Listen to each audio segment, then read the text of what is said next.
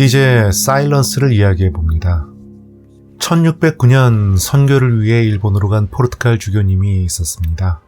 그는 포르투갈 예수회의 수많은 신부님들의 존경을 받는 신학자였으며 명석하고 열성적이어서 일본어로 직접 미사를 볼 만큼 일본어도 잘했다고 합니다.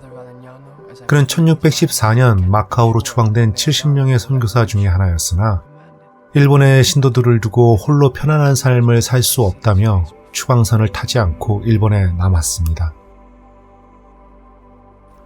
하지만 그는 1633년 선교 활동 중에 체포되었고 혹독한 고문 끝에 마침내 하나님을 부인하고 선불교로 개종한 뒤에 불교학자가 되었습니다.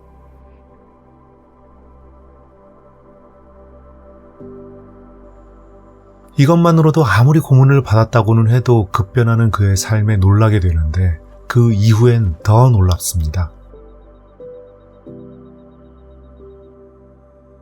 1636년에는 일본에서 기만의 폭로라는 책을 썼는데 그 책에서 그는 하나님은 존재하지 않으며 교회는 민중들에게 거짓 환상을 심어주고 있다고 주장했습니다. 그 신부의 이름은 크리스토바오 페레이라. 그의 일본 이름은 사와노 추우안이었습니다.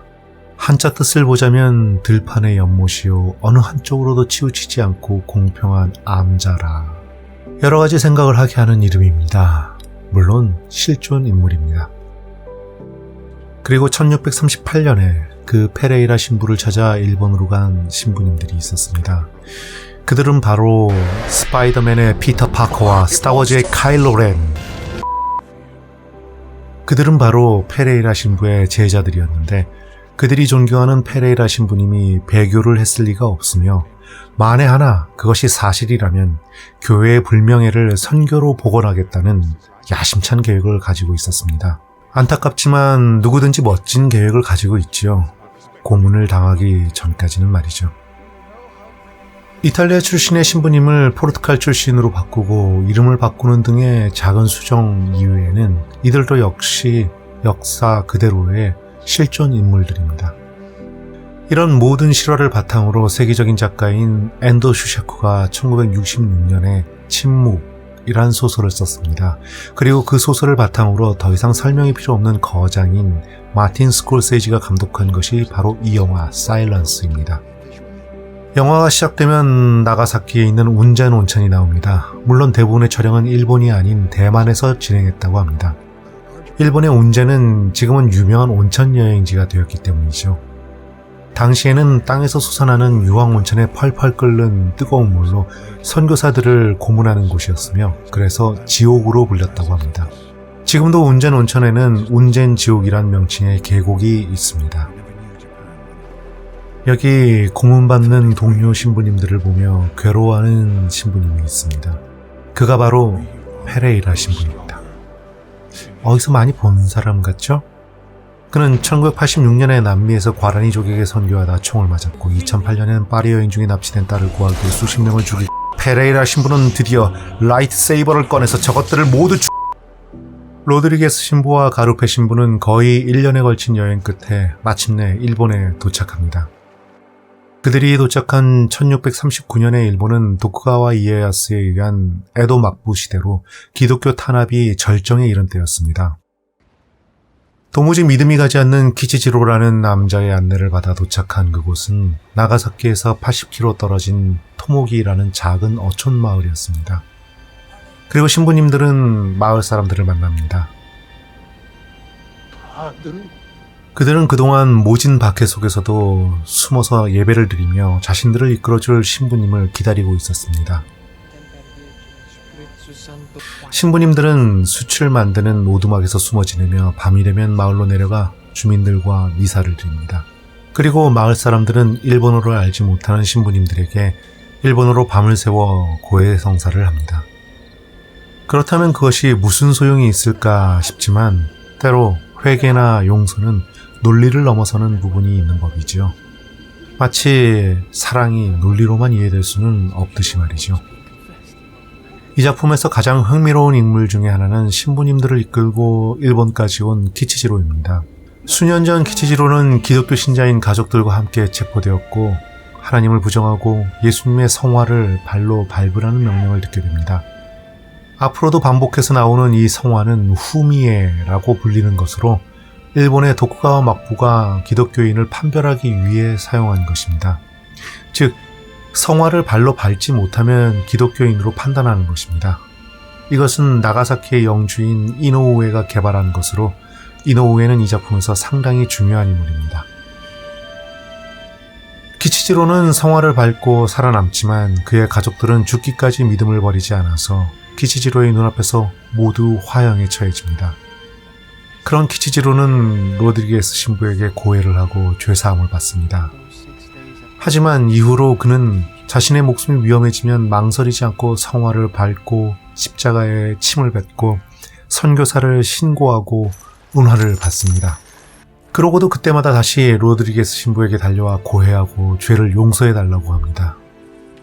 양심이 있다면 부끄러워서라도 안 할 행동을 기치지로는 그렇게 뻔뻔하게도 매번 반복합니다. 그 모습은 마치 어린아이와 같아서 무서우면 도망가고 잘못했으면 울고 깨달으면 뉘우치고 그리고는 금세 같은 잘못을 또 저지르고는 또 용서해달라고 신부님에게 매달리며 우는 과정이 반복됩니다. 나중엔 로드리게스 신부도 그에게 환멸을 느낄 정도였죠. 그는 은화를 받고 예수님을 판 유다의 다른 모습일까요? 아니면 끊임없이 의심하고 잘못하면서도 결국엔 로드리게스 신부에게 달려가는 그 모습 속에서 하나님 앞에서 로드리게스 신부도 역시 기치지로와 같은 존재라는 것을 로드리게스 신부가 그리고 우리가 깨우치게 하기 위해 존재하는 것일까요? 그렇게 그는 바로 우리 자신의 모습일 수도 있습니다. Hear my confession. I betrayed you. I betrayed my family. I betrayed our Lord.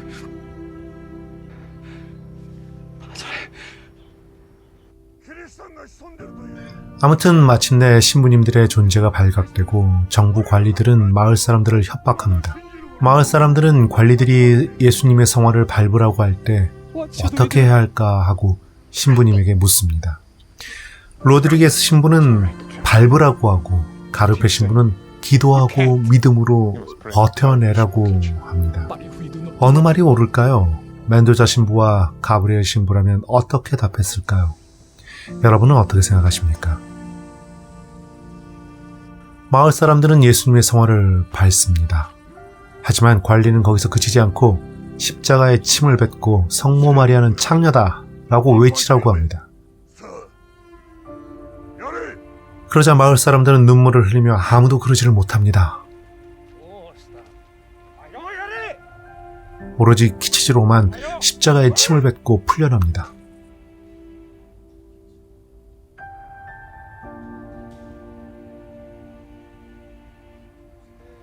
결국 하나님을 부인하지 못한 세 명은 수형에 처해집니다.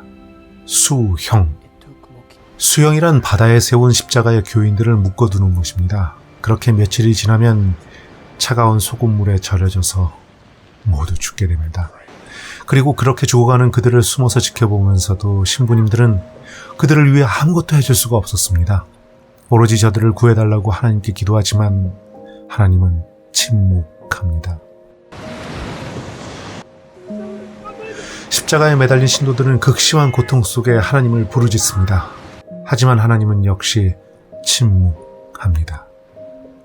우주 만물을 창조하셨다는 하나님이라면 손가락 하나만 튕겨도 그들을 살릴 텐데 이토록 신실하게 하나님을 믿는 선한 자들이 아무 죄도 없이 끔찍하게 죽어가는데도 그 어떤 기적도 일어나지 않는다면 그것은 하나님이 없는 증거이거나 있다고 해도 그렇게 인간의 고통에 무심한 하나님을 인간이 왜 믿어야 되며 대체 인간에게 무슨 소용이 있겠는가? 만약 나쁜 사람들에게 괴롭힘을 당하는 아이가 엄마 아빠에게 살려달라고 부르짖는데 그 엄마 아빠가 아이를 지키기 위해서 달려가지 않는다면 그게 어떻게 엄마 아빠이겠는가? 여러분은 어떻게 생각하십니까? 결론은 아직 이릅니다. 이 질문에 대해 영화는 점점 더 깊이 들어갑니다.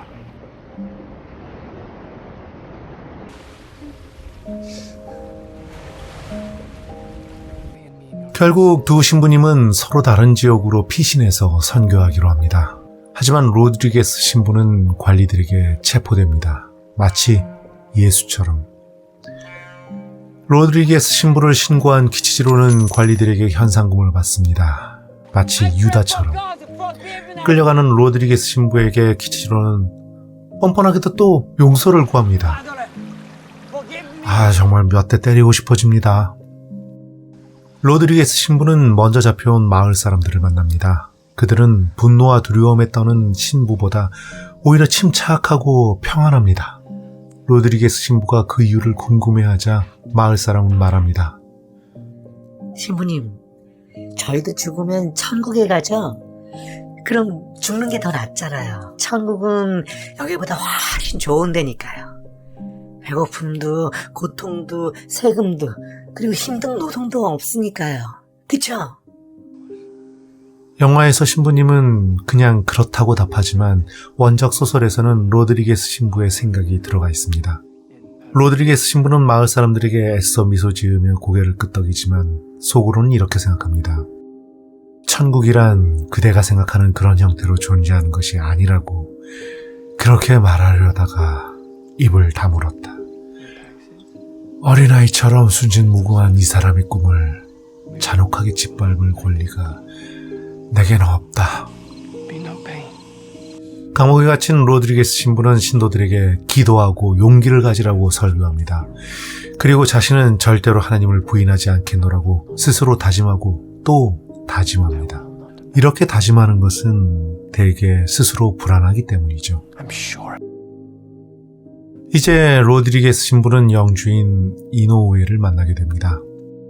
원래는 다이묘 관련 사무와 에도 성내 사무를 관장하는 오메츠케라는 직책이었는데 나중엔 다이묘, 즉 영주가 됩니다. 그는 그 이전에 단순 무식하게 기독교인들을 탄압하던 다케나카 영주와는 달랐습니다. 이노우에는 로드리게스 신부를 다정하게 회유하고 교활하게 협박합니다. 핵심은 간단합니다. 신도들 앞에서 하나님을 부정하라는 것입니다. 그러면 신도들이 살고 그러지 않으면 죽는다는 것이죠.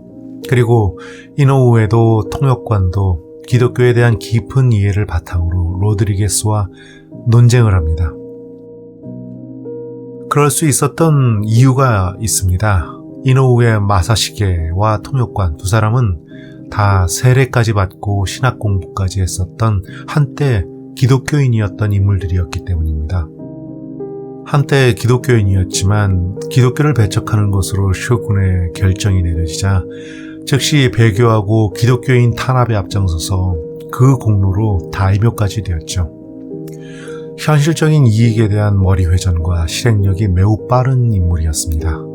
이 작품의 핵심이자 백미라고 볼 수 있는 그들의 논쟁을 잠시 들어봅니다.